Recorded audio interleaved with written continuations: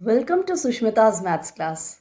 Here, maths is made so easy and simple that you will all start loving it. जिस बात से डर लगता हो उस क्षेत्र में अपना ज्ञान बढ़ाना आरंभ कर दें। डर भाग जाएगा।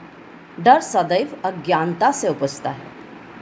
मैथ्स से डर लगता है तो रोज वीडियोस देखो और प्रैक्टिस करो। मैथ्स का डर भाग जाएगा। Children, now we are going to study about the algebraic equations. Now what is an equation? Equation क्या है? Equation comes from the word equal to.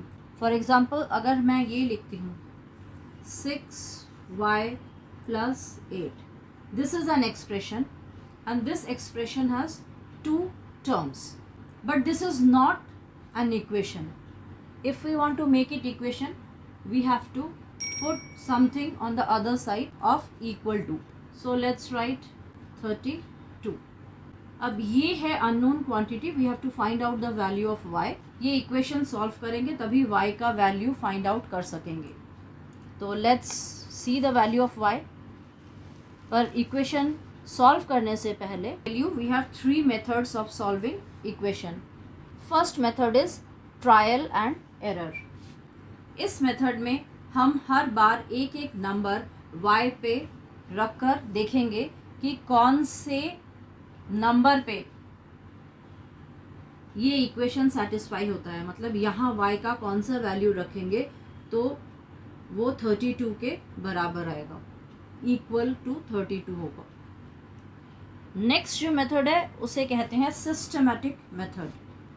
Systematic method में हम लोग इक्वल टू के लेफ्ट हैंड साइड में और right hand side में same treatment करते हैं एक इक्वेशन के साथ. And next is direct method. तो हम डायरेक्टली इसको सॉल्व करते हैं. Let's start with trial and error method. Trial and error method में मैंने आपसे क्या कहा कि y के अलग अलग वैल्यूज़ पुट करके देखते हैं. तो let's put the value of y equal to 1. तो 6y मतलब 6 multiplied by 1 plus 8 is equal to 32. So ये 6 प्लस 8 14 हो जाएगा.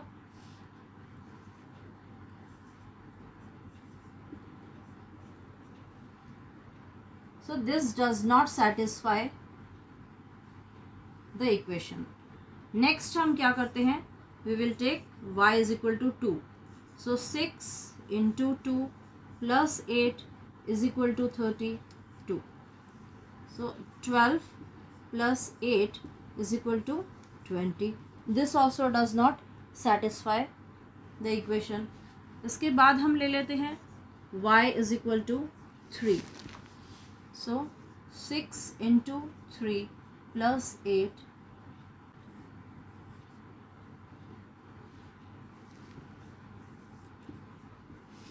18 plus 8 is 26. Next ये भी सेटिस्फाई नहीं करता. 6 multiplied by 4 plus 8 is equal to 32. So 24 plus 8 is equal to 32 and now this satisfied the equation. तो y का वैल्यू हमारा आया y is equal to 4. This is trial and error. मतलब हर बार हमने ट्राई किया, एक एक नंबर डाल के, एक बार 1, एक बार 2, एक बार 3, एक बार 4 डाल के हम ट्राई करते गए और एरर निकलता गया कि ये इक्वल टू 32 नहीं आया. फाइनली जब हमने 4 पुट किया जो कि y का सही वैल्यू है तो ये नंबर इज इक्वल टू 32 आ गया. अब नेक्स्ट सेम क्वेश्चन को हम सिस्टमेटिक मेथड में करेंगे. हमने फर्स्ट वीडियो में पढ़ा है कि जब ये नंबर दूसरी तरफ चला जाता है साइन चेंज हो जाता है. अब सिस्टमेटिक मेथड में आप लोगों को पता चलेगा कि क्यों साइन चेंज हो जाता है. लेट्स सी 6y प्लस 8 और यहाँ है 32. अब बच्चे अगर इसको हमें हटाना है, इस 8 को हमें हटाना है तो क्या करेंगे? इंटीजर्स में आपने पढ़ा है ना, पॉजिटिव 8 और नेगेटिव 8 0 हो जाता है. अगर हम इक्वल टू के लेफ्ट हैंड साइड में सब्ट्रैक्ट कर रहे हैं तो राइट हैंड साइड में भी हमें सब्ट्रैक्ट करना पड़ेगा। तो यहाँ आ जाता है 6y और यहाँ आ जाता है 24। अब हमें 6 को हटाना है, क्योंकि जब हमें y का वैल्यू फाइंड आउट करना है तो सिर्फ y को ही एक साइड में रखना है। तो y का वैल्यू हटाने के लिए y के साथ 6 मल्टीप्लाई हो रहा है। अगर 6 को 6 से डिवाइड कर दें तो 1 आ जाएगा। तो राइट हैंड साइड में भी हम 6 से ही डिवाइड करेंगे। जो भी चीज़ हम लेफ्ट हैंड साइड में कर रहे हैं, जो भी ऑपरेशन, वही ऑपरेशन हमें राइट हैंड साइड में भी करना पड़ेगा। तो इसको कैंसिल कर देते हैं, ये 1y हो गया और ये 4। इसका मतलब क्या हुआ, y is equal to 4। And this is known as systematic method of solving the problem. क्यों? क्योंकि हम जो एप्लीकेशन, जो ऑपरेशन लेफ्ट हैंड साइड में कर रहे हैं, सेम ऑपरेशन हम राइट हैंड साइड में भी कर रहे हैं।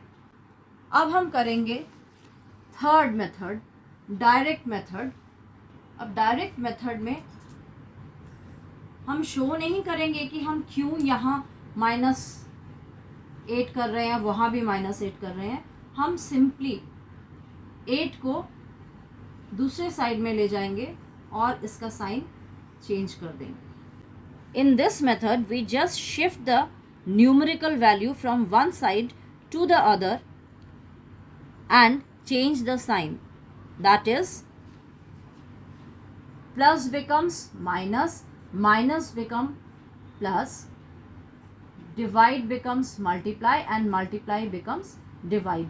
यानी जो साइन है, जिस ऑपरेशन का साइन है, उसका बिल्कुल ऑपोजिट ऑपरेशन हम करते हैं। तो इसीलिए हम +8 को यहाँ से शिफ्ट करके लेकर गए दूसरे साइड में, इसीलिए यहाँ हमने -8 कर दिया। अब हम 6 को भी इस तरफ से हटा देंगे, क्योंकि y का वैल्यू निकालना है तो सिर्फ y को ही हम इस साइड में रखेंगे। ये इम्प्लाइज दैट का साइन लगा रहे हैं। ये आ गया था 24 और यहाँ से ये मतलब 6 मल्टीप्लाइड बाय y, तो यहाँ जब 6 जाएगा तो ये डिवाइड करेगा। सो the value of y becomes 6 4s are 24 cancellation करने के बाद। तो these are the 3 methods we use for solving an equation. We will be dealing with some questions. ये एक क्वेश्चन है जिसमें हमें a का वैल्यू फाइंड आउट करना है। a + 3 whole upon 6। तो इस 6 को सबसे पहले हटाएंगे। अगर इस 6 को नहीं हटाते, उससे पहले हम 3 को नहीं हटा पाएंगे, क्योंकि दोनों के नीचे 6 है। और इसका मतलब ये है कि a/6 + 3/6 = 2। यानी दोनों के नीचे 6 है, तो पहले हम 6 हटाएंगे, तभी हम a और 3 को खोल पाएंगे। तो इसमें हम क्या करेंगे, a + 3, 6 को उस तरफ लेकर जाएंगे। 6 में यहाँ डिवाइड हो रहा है, तो 2 के साथ जाके वो मल्टीप्लाई होगा। अब a + 3 = 12 हो गया। अब हम इस 3 को हटा सकते हैं, तो a = 12 - 3। We are using direct method. So a = 9 और यहाँ इम्प्लाइज दैट का साइन। So the value of a is 9। इसको अगर हम सिस्टमैटिक मेथड में करेंगे तो किस तरह से सॉल्व करना होगा, a + 3/6 = 2। इस 6 को हटाने के लिए हम यहाँ करेंगे a + 3 × 6 = 2 × 6।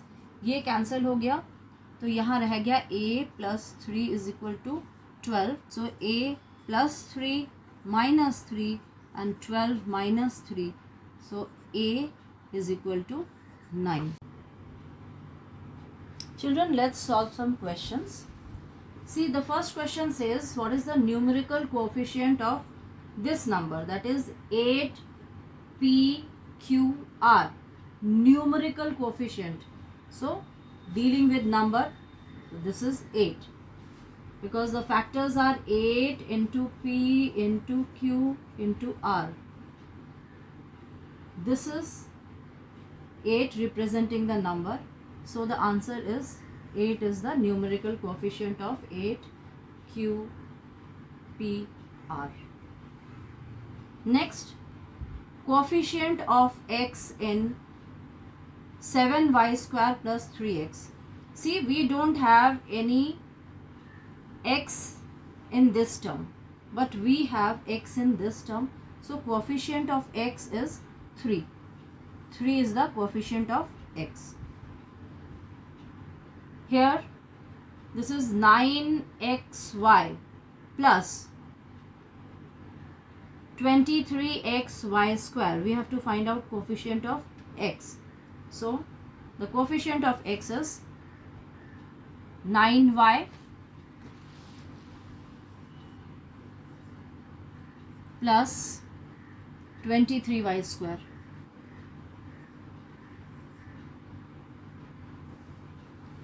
This x we have taken out, because these two are, when we multiply 9y by x we get 9xy or 9yx. That is one and the same thing. So we have taken out x from both the terms. So the remaining term I have written, remaining 9y and 23y square. In this question we have to separate the like terms. Like terms मतलब जिसमें सारे factors same हो. अब यहाँ हमें x square दिख रहा है, यहाँ भी एक्स स्क्वायर दिख रहा है, पर यहाँ एक्स स्क्वायर के साथ वाई है.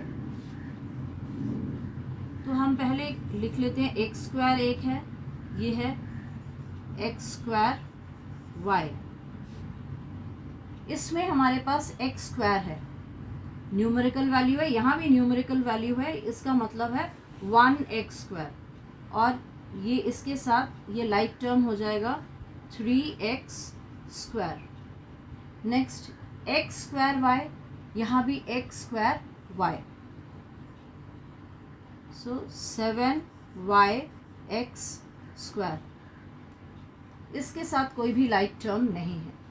एक्स स्क्वायर वाई मतलब यहाँ 2x है और एक y है, यहाँ भी, और ये जो है यहाँ 1 हम लिख सकते हैं न्यूमेरिकल वैल्यू, तो यहाँ भी 7,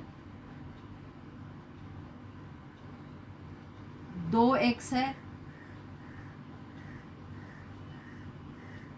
और एक y है. सारे टर्म्स सेम है, इसीलिए हम इन्हें लाइक टर्म्स कहते हैं. If you found the video useful, like, share and subscribe.